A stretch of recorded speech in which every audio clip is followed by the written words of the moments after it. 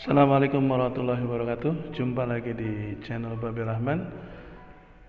Bapak Ibu yang saya hormati, kali ini saya akan menanggapi pertanyaan dari seorang ibu di kota kecil di Surabaya, di daerah Jawa Timur sana ya.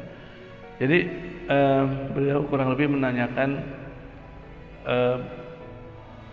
dia punya pinjaman baru macet 8 bulan tapi sudah diajukan lelang.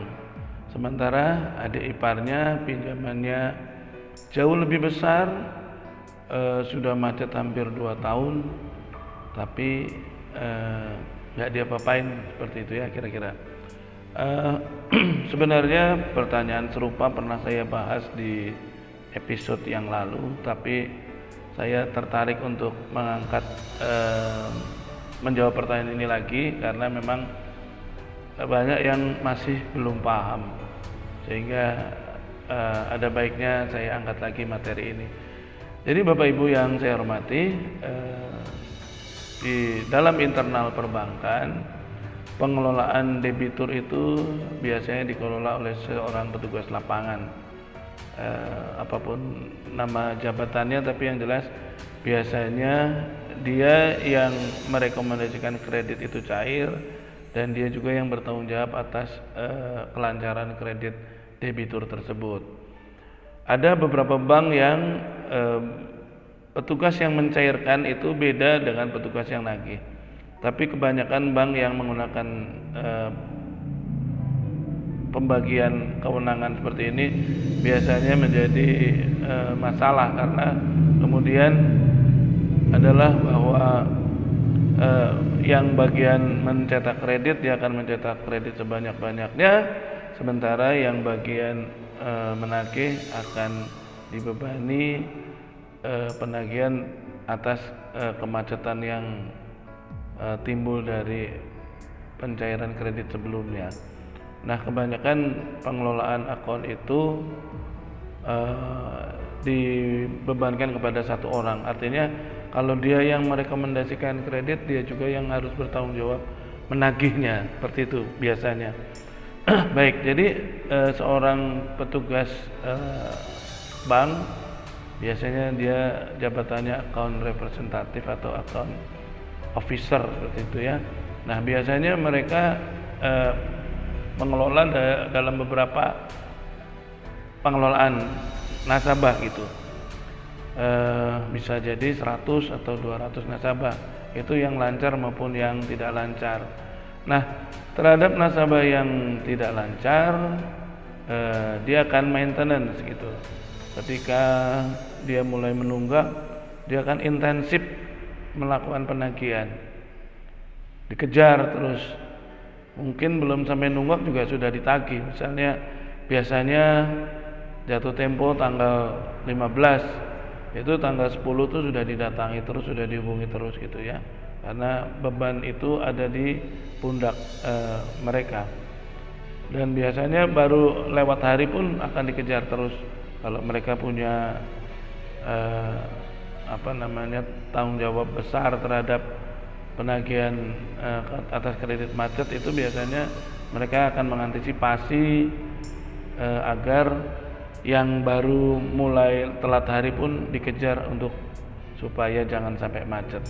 Oke, selanjutnya begini, ketika seseorang mulai menunggak, dia akan intensif ngejar, agar segera setorannya dibayarkan, keterlambatannya gitu. Makanya kenapa terhadap nasabah yang baru saja menunggak, mereka akan lebih intensif mengejar daripada yang sudah lama menunggak gitu. Nah, pertanyaannya adalah kenapa kok ada yang sampai sudah bertahun-tahun nggak dilelang, tapi ada yang baru 8 bulan dilelang. Jadi seperti penjelasan saya sebelumnya, tingkat kesehatan debitur itu diukur dalam istilah yang namanya kolektibilitas. Jadi mulai menunggak 1 hari itu sampai dengan 30 hari itu nanti ada kolektibilitas. Kalau lancar kolektibilitas 1, nanti menunggak 1 hari sampai 30 hari kolektibilitas 2, nanti ada kolektibilitas 3 dan seterusnya dan seterusnya. Semakin lama hari menunggak, semakin naik tingkat kolektibilitasnya. Nah, biasanya bank akan melakukan hapus buku terhadap debitur yang kemacetannya sudah lama, ya. Jadi mereka akan hapus bukukan daripada membebani sehingga dia kena sanksi tidak boleh mengeluarkan kredit dari stakeholder, sehingga dia akan melakukan penata bukuan terhadap pinjaman-pinjaman yang sekiranya dalam waktu dekat diharapkan pemasukannya sudah tidak ada ataupun tidak lagi dilihat mampu membayar dalam waktu cepat, ya dihapus bukukan dulu gitu daripada memperburuk kinerja bank itu sendiri. Tapi biasanya bank juga selektif ketika menghapus buku, itu akan memilih terhadap debitur-debitur yang masih berpotensi untuk diharapkan dapat setor kembali atau dapat melunasi dengan cara menjual aset dan sebagainya. Artinya yang mereka hapus bukuan juga nggak sembarangan orang yang debitur yang sudah tidak lagi bisa diharapkan, tapi justru kebanyakan yang masih bisa diharapkan pembayarannya di kemudian hari, seperti itu. Nah, terhadap pertanyaan Ibu tadi, kenapa kok saya baru 8 bulan sudah diajukan lelang? Jadi begini ya, petugas lelang, petugas bank, petugas lapangan bank itu ibarat itu ujung tombaknya bank. Walaupun dia tidak punya kewenangan memutuskan, walaupun dia tidak mempunyai decision maker, tapi dia orang yang akan melaporkan keadaan nasabah kepada manajemen atau kepada pimpinan. Jadi masukan dari dia akan menjadi tolok ukur diambilnya sebuah keputusan. Apakah yang bersangkutan akan diajukan lelang atau dibiarkan, itu tergantung laporan dari petugas lapangan itu. Maka dari itu saya selalu menyampaikan, kooperatiflah, tunjukkan iktikat baik. Jadi kalau mereka datang, ya sambut dengan baik, jangan menghindar, jangan WA-nya diabaikan atau mungkin dibaca saja tapi tidak dibalas, jangan. Tanggapi dengan baik, karena beban tanggung jawab penagihan ada pada mereka, sehingga Bapak Ibu perlu memberi apresiasi juga, penghormatan yang cukup juga pada dia, agar Bapak Ibu juga dinilai sebagai nasabah yang kooperatif. Intinya tunjukkan bahwa Bapak Ibu memang sangat concern untuk menyelesaikan masalah kredit macet ini. Nah, kalau saat ini memang belum ada, ya sampaikan alasannya kenapa belum ada. Sampaikan kondisi usaha Bapak Ibu yang memang meyakinkan bahwa petugas akan percaya dengan apa yang Bapak Ibu sampaikan. Makanya saya sering sambil bercanda saya bilang, ambil mantu aja petugasnya, nanti kan nggak diajukan lelang, seperti itu ya. Saya sering bercanda seperti itu. Maksudnya apa? Maksudnya bagaimana Bapak Ibu mengambil simpati atau mengambil empati dari petugas bank itu, agar dia meyakini bahwa kemacetan yang terjadi itu adalah bagian resiko kredit, bagian dari resiko bisnis, sehingga tidak perlu diambil langkah lelang, seperti itu. Nah, bagaimana caranya? Caranya terserah. Mereka datang sambut dengan baik, mereka datang beri suguhan makanan, minuman yang terbaik, seperti Bapak Ibu kedatangan seorang tamu yang Bapak Ibu hormati, gitu. Bapak Ibu harapkan kedatangannya, sambut dengan baik. Nggak usah bicara dengan utang dulu, jangan langsung disambut, Pak belum ada, Pak saya nggak bisa. Jangan seperti orang yang berkesan menolak kehadiran mereka.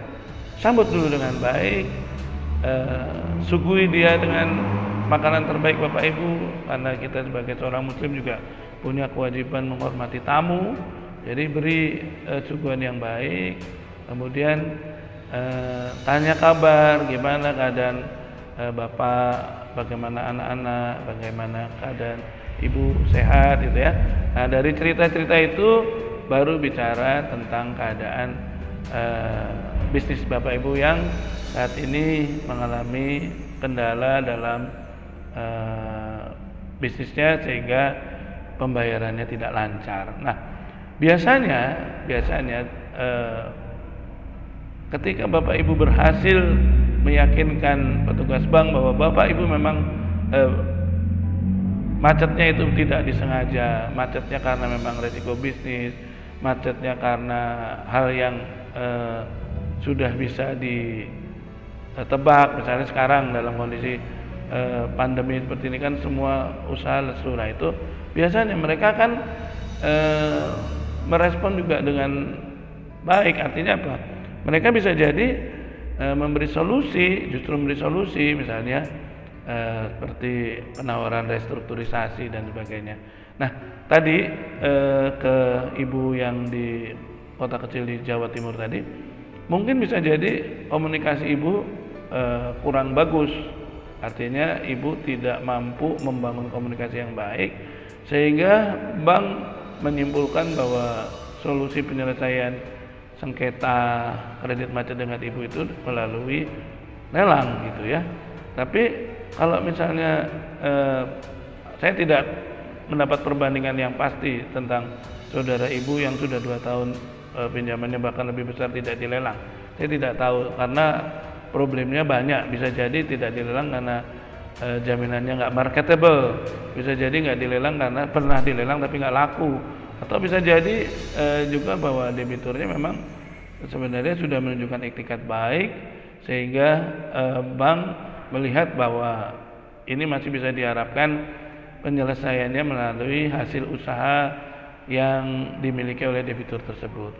Jadi selama Bapak Ibu bisa menunjukkan bahwa saya bisa menyelesaikan tanggungan saya atau kredit macet saya dari hasil usaha, misalnya hasil usahanya masih nampak, hasil usahanya masih kelihatan, masih dikelola, walaupun omsetnya turun, Bapak Ibu bisa tunjukkan, Pak, saya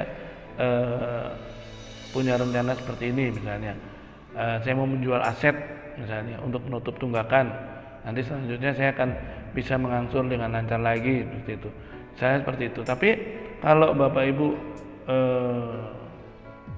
tidak mampu menunjukkan itu, kemudian Bapak Ibu juga seolah-olah mengesankan sudah menyerah, sudah menunjukkan tidak lagi mampu membayar, ya pasti bank akan mengarahkan penyelesaiannya melalui lelang gitu. Jadi pertama, jangan tunjukkan bahwa Bapak Ibu sudah menyerah, sudah tidak lagi mampu membayar, tidak ada lagi yang bisa diharapkan dari hasil usahanya, sehingga bank berkesimpulan solusinya adalah lelang. Nah, itu harus dihindari. Tunjukkan bahwa saya bisa selesaikan. Ya, walaupun mungkin janji bulan depan meleset lagi, janji bulan depan lagi meleset lagi, tapi selalu tunjukkan optimis.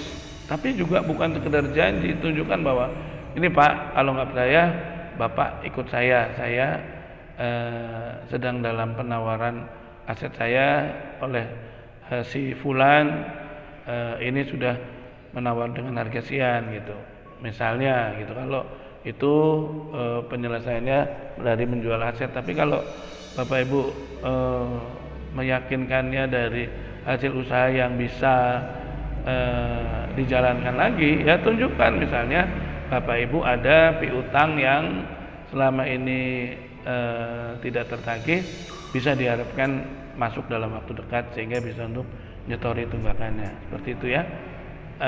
Jadi buat ibu yang di Jawa Timur, saya belum bisa menyimpulkan secara pasti kenapa bedanya, tapi pasti keadaannya adalah ibu tidak mampu menunjukkan bahwa ibu bisa menyelesaikan kewajibannya atau menutup tunggakannya dalam waktu dekat.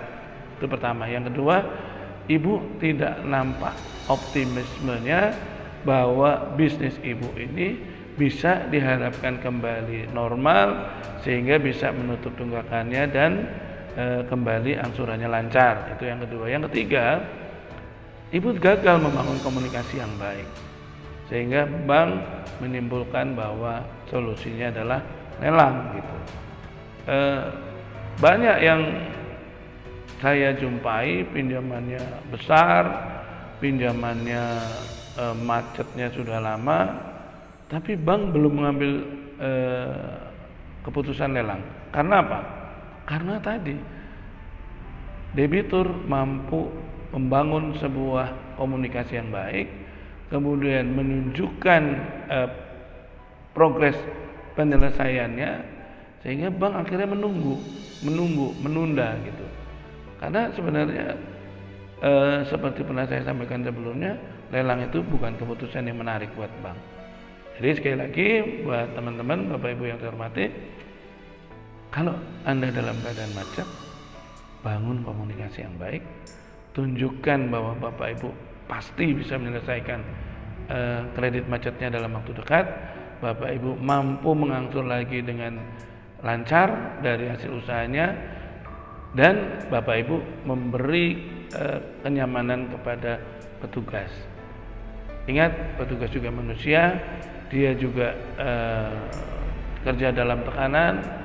Jadikan Bapak Ibu tempat berbagi atas problem dia juga, keluhan dia juga, sehingga nanti dia akan juga mengabaikan kondisi Bapak Ibu yang harusnya diajukan lelang, tidak diajukan lelang. Ingat ya, hubungan yang baik dengan petugas akan menghasilkan keputusan yang baik buat Bapak Ibu. Maksud saya seperti ini, kalau Bapak Ibu berteman dengan baik dengan petugas lapangan, berhubungan dengan baik dengan petugas lapangan, biasanya mereka juga pada saat mereka dipanggil pimpinan, pada saat mereka rapat tentang kondisi debiturnya masing-masing, dia tidak akan merekomendasikan Bapak Ibu untuk dilelang. Contoh ya, saya punya teman debitur, dia suka main voli. Kebetulan petugas lapangannya ini olahraganya voli. Wah, dia asik bicara tentang voli, sampai akhirnya mereka bermain voli bersama gitu. Padahal waktu itu perkenalan itu dimulai saat debitur itu dalam keadaan menunggak. Tapi karena hubungannya terjalin dengan baik, akhirnya debitur ini selalu dijauhkan dari debitur-debitur yang harus diusulkan lelang. Seperti itu kira-kira Bapak Ibu, mudah-mudahan bermanfaat. Sampai jumpa di lain kesempatan. Assalamualaikum warahmatullahi wabarakatuh.